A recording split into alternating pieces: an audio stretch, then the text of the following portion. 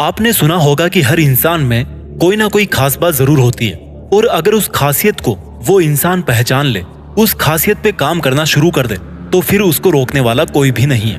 वो बंदा इस दुनिया में धमाल मचा सकता है। मेरे पास ऐसे बहुत सारे कमेंट्स और इंस्टाग्राम पर मैसेज आते हैं जिनमें कई लोग बोलते हैं कि वो करना तो बहुत कुछ चाहते हैं लाइफ में, लेकिन उनको समझ ही नहीं आ रहा कि वो करें तो क्या करें। वो मेहनत करने को तैयार है, लेकिन उनको ये पता ही नहीं पड़ रहा कि उनके अंदर क्या टैलेंट है। तो आपके अंदर के टैलेंट को और अपने अंदर के पैशन को आज हम इस वीडियो के जरिए खोजना सीखेंगे।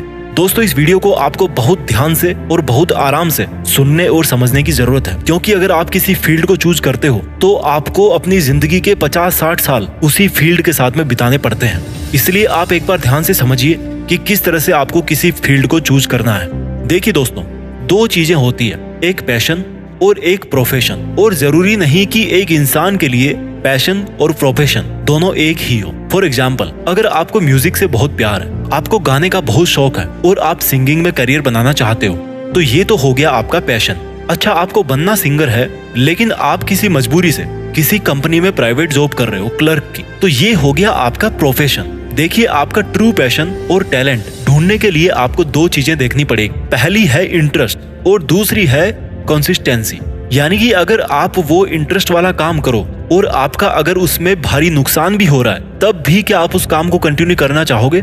अगर पूरी दुनिया आपके खिलाफ हो जाए तो भी क्या आप उस काम को करना चाहोगे? मेरे नजरिए में कुछ भी गॉड गिफ्टेड नहीं होता। ये बात झूठ है जो पता नहीं किसने फैलाई है कि वो बंदा तो गॉड गिफ्टेड है, उसकी तो बचपन से ही आवाज ऐसी है, इसलिए उसको तो सिंगर बनना ही था। भाई, सिंगिंग पर उसने काम किया है, इसलिए वो सिंगर बना है। अगर आप भी अपनी आवाज पे काम करते तो आपकी आवाज भी वैसी ही हो जाती। अगर कोई फुटबॉल का इंटरनेशनल प्लेयर है, अगर वो गॉड गिफ्टेड होता तो उसको कभी प्रैक्टिस करने की जरूरत ही ना पड़ती। वो सीधा मैच खेलने के लिए जाता, उसमें 10 गोल करके वापस आता और आकर के सो जाता घर पे आराम से, और तभी बिस्तर से उठता जब अगला मैच उसको खेलना होता। हो सकता है क्या कभी ऐसा? नहीं मेरे भाई। जो सबसे बेस्ट फुटबॉलर होगा ना इस दुनिया में, वो सबसे बेस्ट इसलिए है क्योंकि उसकी प्रैक्टिस भी सबसे बेस्ट है। इसलिए इस चीज को तो दिमाग से निकाल ही दो कि टैलेंट या पैशन गॉड गिफ्टेड होते हैं। गॉड गिफ्टेड नहीं होते हैं। और अगर गॉड गिफ्टेड नहीं होते हैं तो क्यों कई लोग किसी फील्ड में इतने परफेक्ट हो सकते हैं? क्या सीक्रेट है इसका? देखिए, इसका सबसे बड़ा सीक्रेट है कि उन्होंने अपनी लाइफ में जितने भी फील्ड देखे हैं, उन सभी फील्ड्स में से उनको वो सबसे अच्छा फील्ड लगा जिसमें आज वो है। उन्होंने वो फील्ड चुना जिसमें आज वो है, क्योंकि वो उनको सबसे ज्यादा अच्छा लगा। यानी कि अगर कोई क्रिकेटर है तो उसने कभी ना कभी फुटबॉल भी खेल के देखी ही होगी, उसने कभी ना कभी गाना गा के भी देखा ही होगा, और भी हो सकता है उसने कई फील्ड्स ट्राई किए होंगे, और तब जाके उसको लगा होगा कि नहीं यार, मेरे लिए तो सिर्फ क्रिकेट ही है, इससे बेहतर चीज मेरे लिए नहीं है। यहाँ पर एक शब्द निकल के आया, ट्राई, कोशिश, ट्राई करना, करके देखना। यानी कि आप तब तक अपने टैलेंट को नहीं पहचान सकते, अपने पैशन को तब तक आप नहीं फॉलो कर सकते जब तक आपको पता ही नहीं है कि वो फील्ड कैसा है। आपको अलग अलग फील्ड्स को ट्राई करके देखना पड़ेगा और ट्राई पे ट्राई करना पड़ेगा। नहीं तो क्या होगा, जब भी आप लाइफ में कुछ करना चाहोगे तो उन्हीं फील्ड्स में से कोई एक चूज करोगे जिनको आप पहले से जानते हो। और अगर आप ज्यादा फील्ड्स के बारे में जानते ही नहीं तो आपको कैसे पता पड़ेगा कि आप किस में बेहतर हो और किस में नहीं, कौन से काम में आपको मजा आता है और कौन से काम में आपको मजा नहीं आता है। एक आम इंडियन फैमिली में पले बड़े बच्चे से अगर आप पूछोगे कि वो बड़ा होकर के क्या बनना चाहता है, तो 99% चांसेस है कि वो बोलेगा कि उसको या तो डॉक्टर बनना है, या फिर इंजीनियर बनना है, या फिर सरकारी नौकरी करनी है, क्योंकि उसने बचपन से वही सीखा है, उसने वही सुना है, उसकी सोसाइटी वही करती आई है, तो उसकी डिक्शनरी भी उतनी सी ही है जिसमें ऑप्शंस लिमिटेड है। अब उसमें से वो क्या चूज करेगा जब उसके पास में ऑप्शंस ही लिमिटेड है? तो आपको अलग अलग चीजें देखनी पड़ेगी। इस दुनिया में 4-5 फील्ड ही नहीं है, इस दुनिया में हजारों फील्ड है, लाखों फील्ड है। आप अगर 15-20 फील्ड को ट्राई करोगे तो आपको पता पड़ जाएगा कि आपको कौन सा काम करने में ज्यादा मजा आ रहा है, कौन सा आपके लिए सुटेबल है। जब आपने फुटबॉल खेल के देख लिया, क्रिकेट खेल के देख लिया, गिटार बजा के देख ली, एक्टिंग करके देख ली, डांस करके देख लिया, किसी वकील से जाके मिला है, किसी डॉक्टर के पास जाके मिला है, फील्ड के बारे में जानकारी लेके आ गए, इस तरह से आपने बहुत सारे फील्ड्स ट्राई करके देख लिए। जब आपको मार्केट से कुछ खरीदना होता है तो क्या आप एक ही दुकान पे जाते हो? चलो मान लो आप एक ही दुकान पे गए, तो क्या वहां पे एक ही टी शर्ट देखते हो? 10 टी शर्ट वहां पे देखते होंगे आप, 15 टी शर्ट देखते होंगे, उसके बाद में डिसाइड करते होंगे कि मुझे कौन सी टी शर्ट लेनी है। कभी ऐसा हुआ कि आप गए दुकान पे और बिना टी शर्ट को देखे पैसा दे दिया और टी शर्ट लेके आ गए, और घर लाके देख रहे हो कि देखे कैसी टी शर्ट है? तो जब आप इतना छोटा सा डिसीजन भी इतना सोच समझ के लेते हो तो जिस काम के साथ में आपको 50-60 साल जिंदगी गुजारनी है, उसमें थोड़ा टाइम नहीं लगाओगे सोचने के लिए कि मैं अलग अलग चीजों को ट्राई करके देखूं, मुझे कौन सा करना चाहिए। चलो मान लो अब आपके पास में 3 ऑप्शंस है। पहला है फुटबॉल, दूसरी है गिटार और तीसरा ऑप्शन आपके पास में डॉक्टर बनना।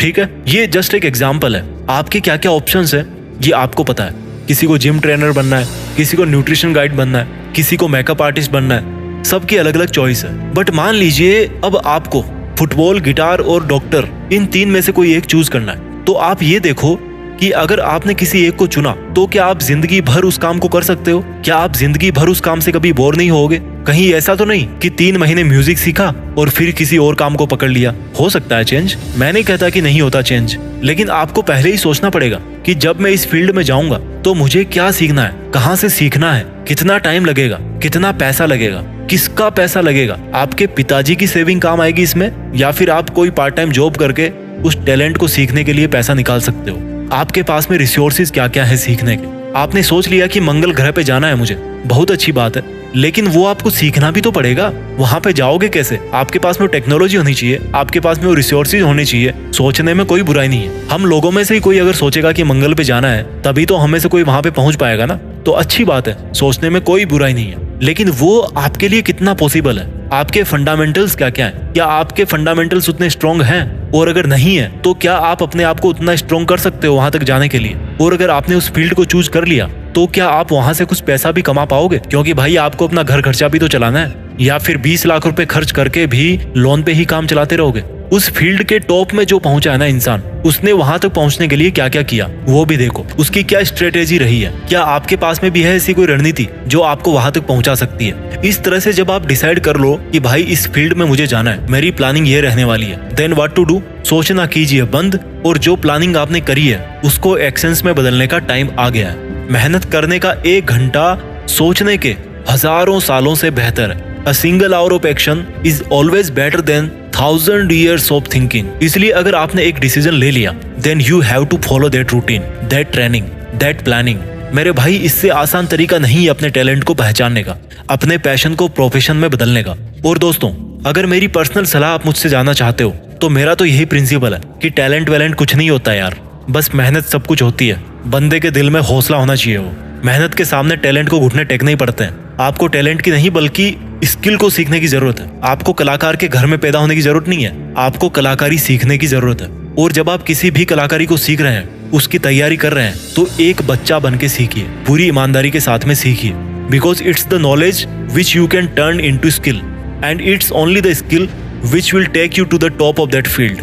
हाँ, जब आप उस फील्ड में नाम कमा लो, तब आप क्रेडिट ऊपर वाले को दे सकते हो कि भाई सब कुछ ऊपर वाले की देन है। और ऐसा करना अच्छी बात है, क्योंकि इससे ये जाहिर होता है कि आपने इतना सीखा अपनी लाइफ में, आप इतना ग्रो किया अपनी लाइफ में, लेकिन फिर भी आपको किसी तरह का ईगो नहीं है, फिर भी आप डाउन टू अर्थ हैं। और शायद इसलिए ऐसा होता है कि लोग बस ये समझते हैं कि भाई कि इस बंदे ने तो बोल दिया कि भाई सब ऊपर वाले की मर्जी है, तो इसको टैलेंट भी ऊपर वाला ही दिया होगा, इसका दिमाग तो सच में बचपन से तेज होगा, ये तो गॉड गिफ्टेड ही है। लेकिन ऐसा नहीं होता। टैलेंट पैदा नहीं होता, टैलेंट बनाना पड़ता है। आप किस घर में पैदा हुए हो, ये आपको उस फील्ड में सीखने में हेल्प तो कर सकता है, लेकिन एक्चुअल में आपको ही वो जर्नी तय करनी है। तो डिटरमाइन कीजिए अपने अपने फील्ड को और मोटिवेटेड रहिए।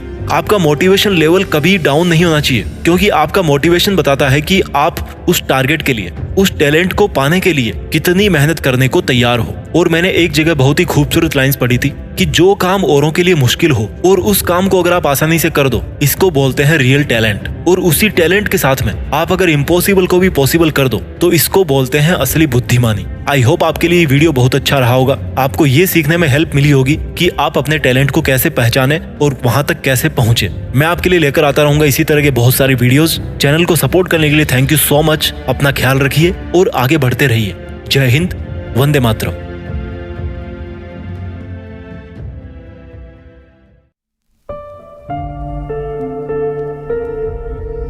जीत फिक्स।